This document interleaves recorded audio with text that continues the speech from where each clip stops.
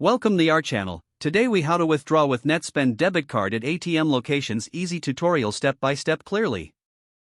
To withdraw cash using your Netspend debit card at an ATM, start by locating an ATM that accepts MasterCard. You can use the Netspend website or mobile app to find nearby ATMs.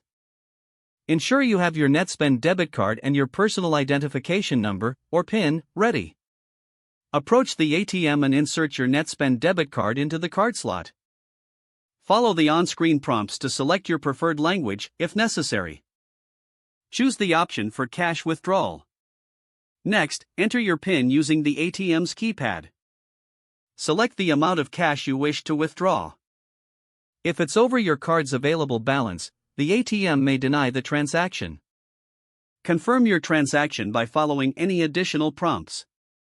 Wait a moment while the ATM processes your request.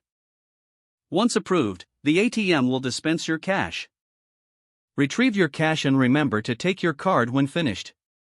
If you need a receipt, select the option to print one. Always check your surroundings before and after your transaction for safety. You have successfully withdrawn cash using your Netspend debit card at an ATM.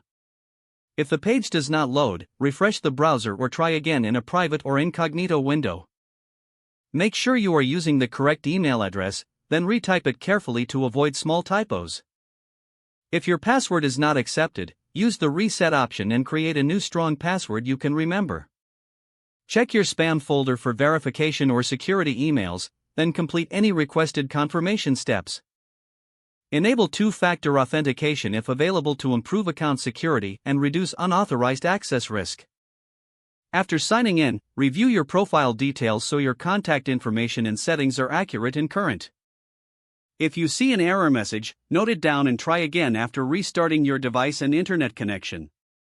Log out when you finish, especially on shared devices, to keep your account and payment information secure. If the page does not load, refresh the browser or try again in a private or incognito window.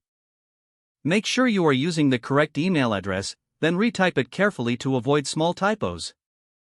If your password is not accepted, use the reset option and create a new strong password you can remember. Check your spam folder for verification or security emails, then complete any requested confirmation steps.